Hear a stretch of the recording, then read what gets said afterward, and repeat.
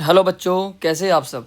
तो भाई मैंने पार्ट 1 के अंदर आपको बताया था 2025 का ये पेपर है। इसका जो सेक्शन ए था वो कंप्लीट हम सोल्व कर चुके थे, लेकिन उसमें क्वेश्चन में प्रॉब्लम थी कि क्वेश्चन था उसके अंदर क्वेश्चन ये था कि जस्ट अ सेकेंड, हाँ जी, कि जो tangents drawn at the extremities of the diameter of the circle are. ठीक है, ये आपको बताना है कि अगर जब हमारे पास ये एक सेम क्वेश्चन है एनसीईआरटी के अंदर है कि जब भी आप इसके एंड पर डाइव वो करोगे तो ये दोनों लाइन्स हमेशा क्या रहेंगी, पैरेलल रहेंगे। ठीक है, क्योंकि लाइन्स के बारे में बोला गया है, टेंजेंट्स के बारे में, तो ये जो लाइन्स है पैरेलल रहेंगी भाई, ये ध्यान रखना है। ठीक है, क्लियर है, ये ध्यान रखेंगे आप। ओके, जब भी डायमीटर के आप एक्सट्रीमिटीज़ पे आप लाइन्स ड्रॉ करेंगे, टेंजेंट्स ड्रॉ करेंगे, तो वो दोनों हमेशा क्या रहेंगी, पैरेलल रहेंगी। क्लियर है, ठीक है। तो अब चलते हैं अपना जो पार्ट 2 है वो सोल्व करते हैं और उसमें देखते हैं क्या क्या गिवन है। देखिए भाई, सेक्शन बी आपके पास है और बहुत अच्छे क्वेश्चंस दिए थे इस बार पेपर में। देखिए क्या क्या क्वेश्चंस वगैरह गिवन है। अब देखिए सबसे पहले आपको गिवन है कि भाई x cos 60 y cos 0 sin 30 cot 45 बराबर 5 है। x प्लस 2y की वैल्यू निकालनी है। कोशिश करेंगे हम कि सॉल्यूशन इसका जल्दी जल्दी मैं आपको बताऊं, क्योंकि आप इसको थोड़ा सा आप भी कोशिश करें कि जब आप सैम्पल पेपर या पीवाई क्यूज वगैरह ट्राई करें तो टाइम को थोड़ा मैनेज करके चले, क्योंकि एग्ज़ाम में आपके पास 3 आवर्स का टाइम है। आप कोशिश करें कि आप विद इन 1.5 आवर्स के अंदर या लेस देन 1.5 आवर्स में पेपर को सोल्व करने की कोशिश करें, क्योंकि कई बार एग्ज़ाम में क्या होता है, एग्ज़ाम में प्रेशर भी होता है और किसी क्वेश्चन में अगर आपको कोई प्रॉब्लम आ रही हो तो उस क्वेश्चन को आप स्किप करें कुछ टाइम के लिए, बाद में आप उसको ट्राई करें, क्योंकि माइंड हमारा जैसा सोचता रहेगा वैसे ही आप उस पर काम करते रहेंगे। क्लियर है, देखते हैं भाई क्वेश्चन क्या है। यानी कि हमारे पास ये है जी x cos 60 होता है भाई हमारे पास 1/2। क्लियर है, y का y सेम रहेगा क्योंकि cos 0 होता है 1 और sin 30 होता है जी 1/2, cot 45 होता है 1 यानी कि 5। क्लियर है, हमारे पास जो यहाँ से रिजल्ट मिला है वो है जी x/2 प्लस वाई, हाफ में से आप 1 माइनस करोगे तो वो आएगा जी half equals to 5। Clear, x/2 plus Y equals to आएगा 5 प्लस 1/2। ओके, तो ये हमारे पास जो इक्वेशन मिलेगी वो मिलेगी x प्लस 2y/2 और ये मिलेगा 11/2। तो 2 से 2 हमारे पास कैंसिल हो जाएगा, यानी कि x प्लस 2y का जो रिजल्ट है वो आएगा जी 11। इसका जो आंसर होगा, करेक्ट आंसर जो होगा वो होगा 11। केवल आपको वैल्यूज़ याद रखनी है। अब आपको बता देता हूँ वैल्यूज़ वगैरह का करना कैसे है। आपको केवल साइन की वैल्यूज़ याद रखनी है भाई, आपको केवल साइन की वैल्यू याद रखनी है कि भाई हमें पता है कि साइन 0 होता है, भाई साइन 0 क्या होता है 0। साइन 30 क्या होता है 1/2। साइन 45 क्या होता है 1/√2। साइन 60 क्या होता है √3/2 और साइन 90 क्या होता है 1। ये वैल्यूज़ होती है। अब आपको नहीं, आपने 8.1 जब की होगी तो sine theta, cos theta, tan theta, cosec, sec और कोट थीटा। क्लियर है, ये चीज़ें आपने करी होंगी। ओके, तो अब देखिए क्या है कि यहाँ पर आपको पता है कि जो कोसेक जो है ना वो साइन का रेसिप्रोकल है। भाई जो कोसेक है वो साइन का रेसिप्रोकल है। अब मान लीजिए आपसे वैल्यू क्वेश्चन में आ जाए कोसेक 45 पूछ लिया जाए, तो भाई कोसेक तो इसका रेसिप्रोकल है, यानी कि आपको साइन 45 की वैल्यू तो याद है, आप उसका उल्टा कर देंगे, यानी कि हो जाएगा √2 हो जाएगा। और साइन की वैल्यूज़ और कोस की वैल्यूज़ बराबर होती हैं कब, जब a प्लस बी का सम हो 90 डिग्री। a प्लस बी का सम क्या हो 90 डिग्री हो, तब इन दोनों की वैल्यूज़ क्या होती है बराबर। यानी कि अगर एग्ज़ाम में आपके पास आ जाए कि sine alpha -70 equals to cos 40, find alpha. अब वहाँ ये दिमाग नहीं लगाना है कि भाई क्या नाम है कि टीचर ने हमें बताया नहीं है कि जी कोस 45 की वैल्यू कितनी होती है, हम कैसे करें। ये मैंने आपको बता दिया है कि दोनों रिजल्ट अगर इक्वल हैं, इसका ये कब होते हैं, जब दोनों की वैल्यूज़ के जो एंगल्स का जो सम है वो 90 होता है। यानी कि यहाँ से हम ये लिख सकते हैं कि भाई अल्फ़ा -70 प्लस 40 इक्वल्स टू होता है 90 के बराबर। ठीक है, नहीं है तो भाई ये अगर इसको सोल्व करते हैं तो ये लगभग मिलेगा -30 इक्वल्स टू 90, यानी कि अल्फ़ा की वैल्यू आ जाएगी 120। तो ये आपको याद रखना है, अल्फ़ा कितना आ जाएगा 120 डिग्री। क्लियर है, ओके। अब देखते हैं क्वेश्चन नंबर इस 21 का बी पार्ट। ओके, तो 21 के बी पार्ट में आपको क्या गिवन है, सेम आपको वैल्यूज़ का कॉन्सेप्ट गिवन है। बाकी सीकेंड भी आप ऐसे निकाल सकते हैं, tan आप निकाल सकते हैं साइन बाई कोस करके, ठीक है भाई। tan 60 हमारे पास क्या होता है, ये होता है जी हमारे पास √3 इसका होल स्क्वायर, और उसके बाद हमारे पास जो वैल्यू गिवन है जी वो है साइन 60 होता है भाई √3/2 का होल स्क्वायर, √3/2 का होल स्क्वायर। और ये जो कोस स्क्वायर 60 है इसकी जो वैल्यू कोस स्क्वायर 30 इसकी वैल्यू होती है, इसकी भी वैल्यू सेम रहेगी, क्या रहेगी, √3/2 का होल स्क्वायर। क्लियर है। अब यहाँ से इसका अगर स्क्वायर करेंगे तो कितना आएगा भाई, सिर्फ 3 आएगा। यहाँ पर करेंगे तो मिलेगा 3/4, ये भी कितना मिलेगा 3/4, यानी कि 3/4 इसका एलसीएम है, तो ये मिलेगा 6।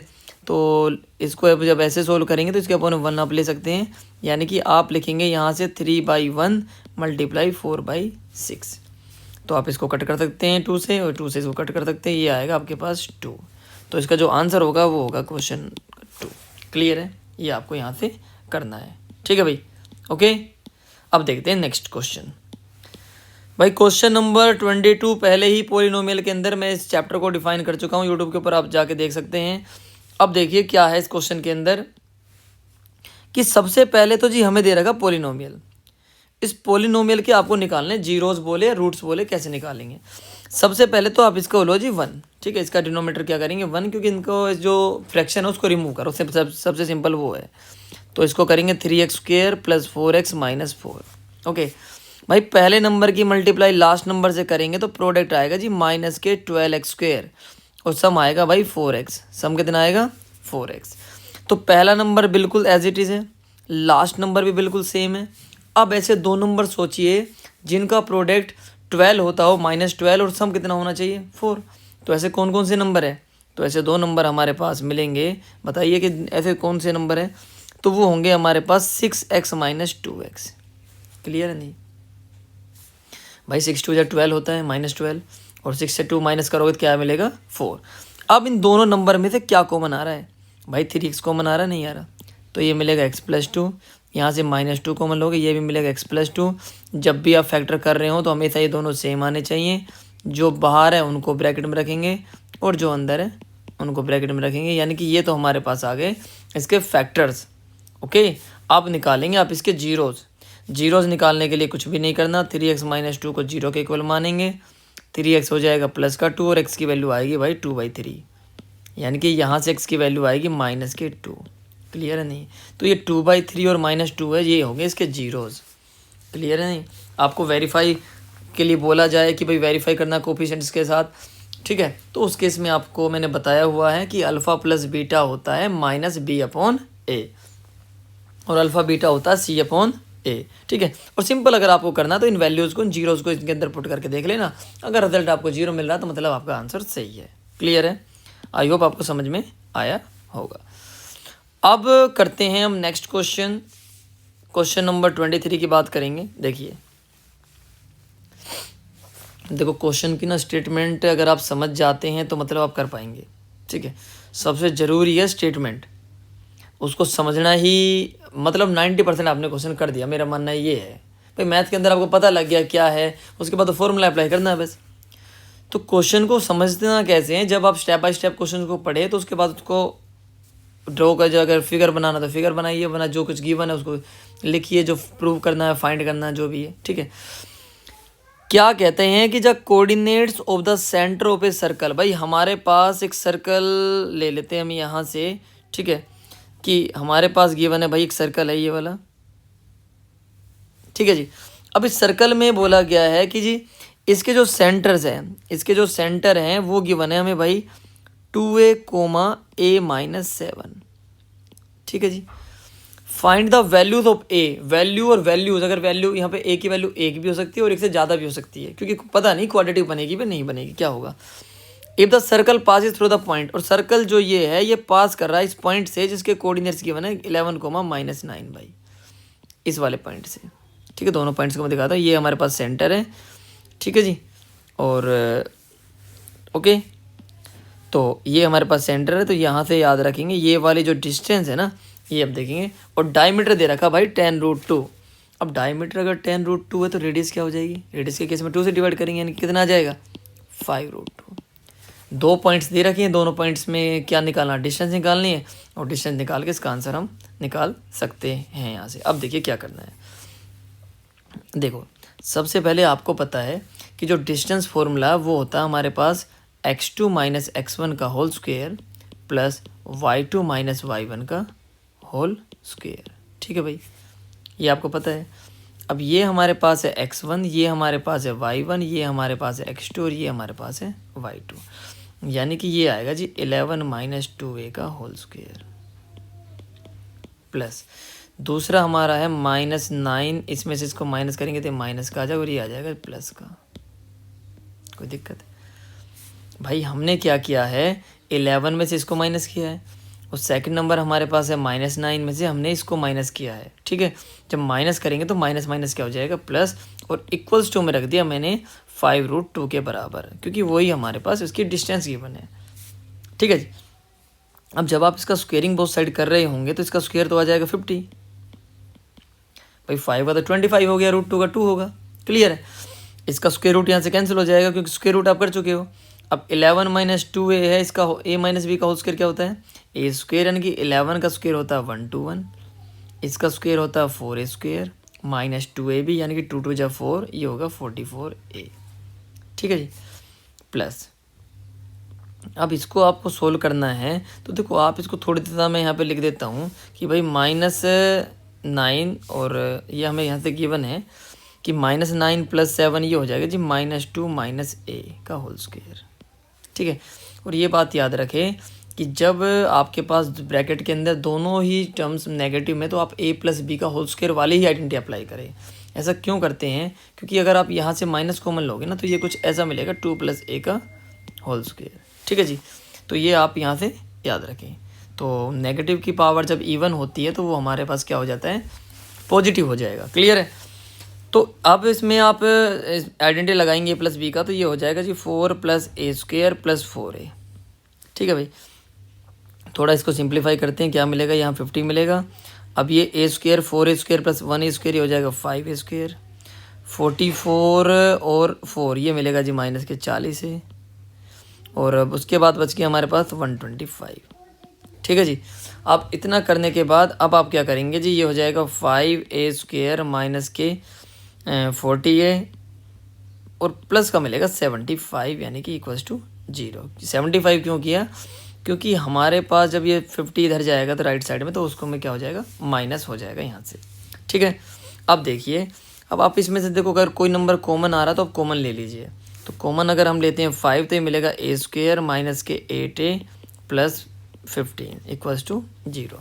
तो अब अगर दो ऐसे दो नंबर आपको सोचने हैं कि मल्टीप्लाई करें तो 15 आए, ऐड करें तो 8 आए, तो जी ऐसे दो नंबर हमारे पास है -5a -3a, -5a -3a। ठीक है, इन दोनों में a आपके पास कॉमन है तो a -5 आएगा, यहाँ पे 3 कॉमन है a -5 आएगा।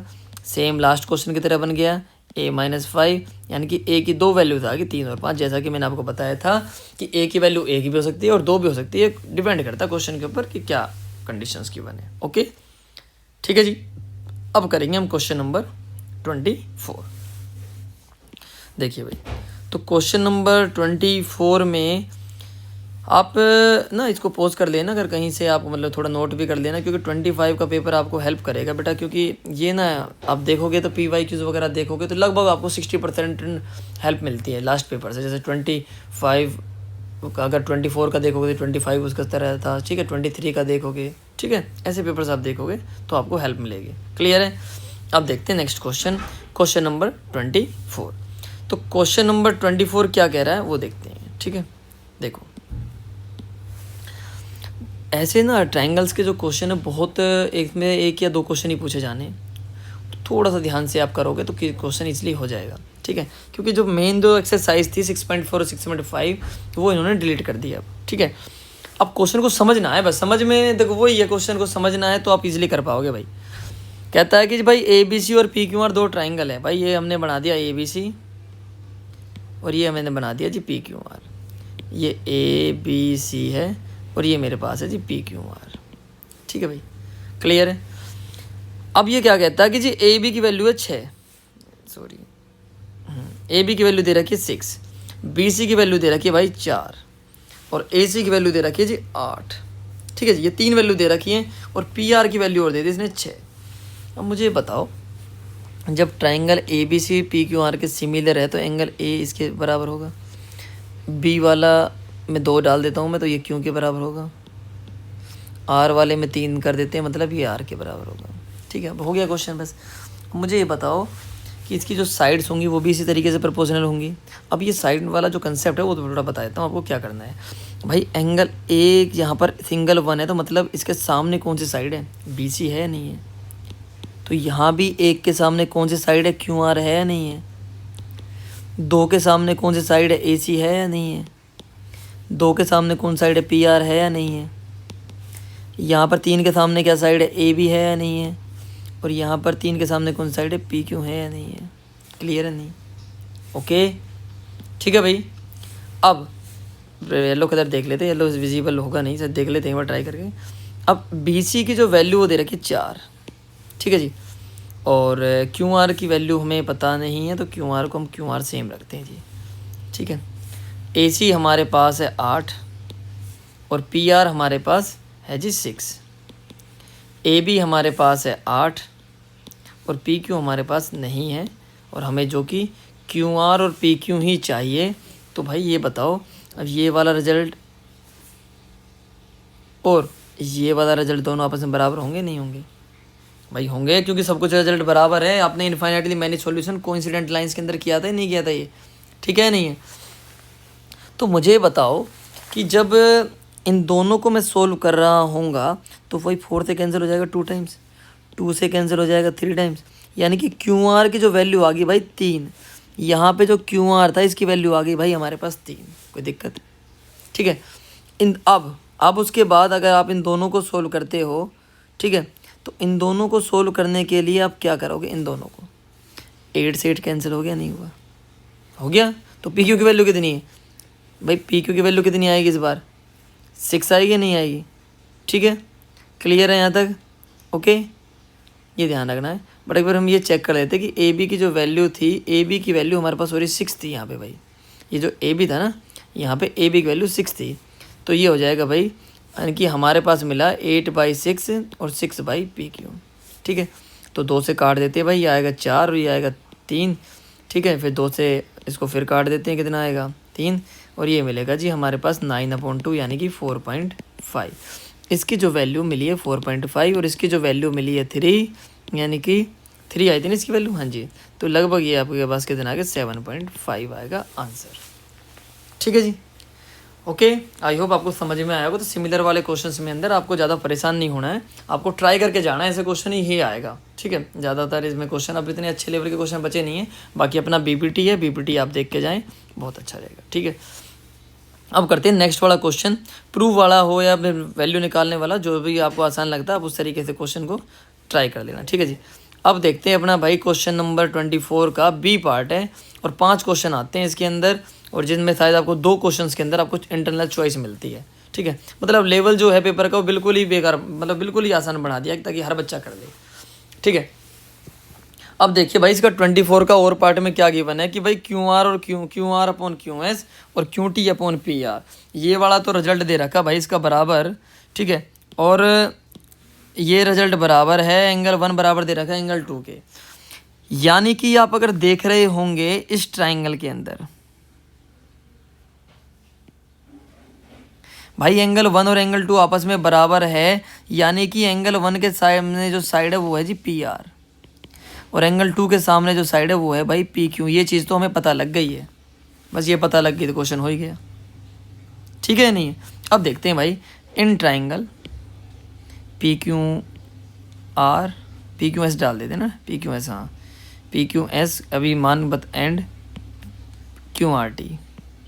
ऐसा माना क्यों, क्योंकि हमारे पास ये पी क्यू एस और टी क्यू आर के ही बारे में पूछ रहा है। ठीक है जी, मुझे बात बताओ, क्या जब हमारे पास ये दोनों जो ट्रायंगल्स हैं, क्या इन दोनों ट्रायंगल्स को हम कैसे सिमिलर, भाई पहले तो वो कंडीशन तो मैं गिवन एंगल 1 और एंगल 2 ये दोनों रिजल्ट बराबर है।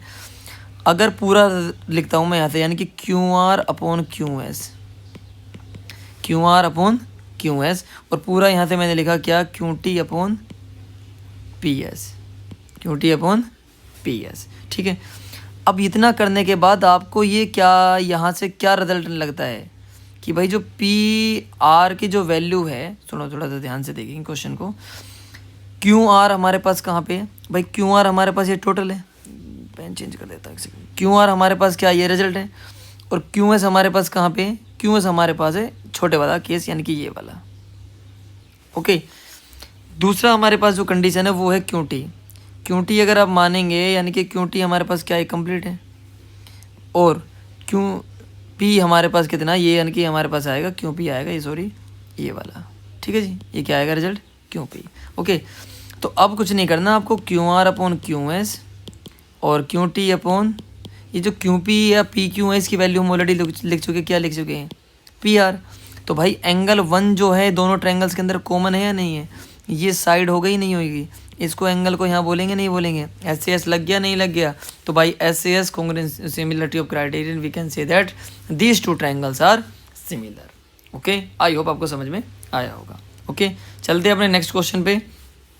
देखिए भाई नेक्स्ट क्वेश्चन क्या है, क्वेश्चन नंबर 25 है, लास्ट क्वेश्चन है इस पार्ट का, फिर उसके बाद हम सेक्शन सी अपलोड करेंगे। आप लोग अपना इस वीडियो को शेयर करें अपने दोस्तों के साथ। अब देखते हैं क्वेश्चन नंबर 25 क्या कह रहा है आपसे। कहता है कि जी एक पर्सन है स्टैंडिंग एट द पी, यहाँ पे खड़ा भाई कोई, ठीक है, सर्कुलर ग्राउंड है, डिस्टेंस है 26 metre from the centre of the ground, यानी कि ये जो सेंटर है ये वाली डिस्टेंस है भाई 26। He found that is distance from the point A and B on the ground are 10, this और दिस दोनों 10 है, क्योंकि आपको पता है जब भी आप बाहर से कोई टेंजेंट ड्रॉ करोगे किसी सर्कल के ऊपर तो उन दोनों की जो लेंथ होती है वो बराबर होती है भाई। पी एंड पी बी तो लिखा हुआ है tangents to the circle, find the radius of circle, ये क्वेश्चन निकालना है यार। ये आपको पता आपको 90 डिग्री है भाई, 90 के सामने कितना होता है, हाइपोटेनस होता नहीं होता, यानी कि हम लिखेंगे ओ पी का whole square equals to O A का whole square plus A P का होल स्क्वायर। भाई ओ ए हमारे पास कितना है, आर स्क्वायर, ए पी कितना है 10 स्क्वायर, हाइपोटेनस कितना है 26, यानी कि 26 का स्क्वायर होता है भाई 676, आर स्क्वायर सेम है, ये मिलेगा 100, यानी कि 676 माइनस 100 इक्वल्स टू आर, और ये आएगा ये आपके पास 576, यानी कि ये होता है 24। तो रेडियस आ गई भाई हमारे पास 24 मीटर। आई होप आपको सारे क्वेश्चन समझ में आए होंगे, बहुत इंपॉर्टेंट क्वेश्चन हैं। अपने दोस्तों के साथ शेयर करें और वीडियो को लाइक करें, चैनल को सब्सक्राइब करें। मिलते हैं अपने part number 3 section C. Okay, तब तक के लिए टाटा बाय बाय।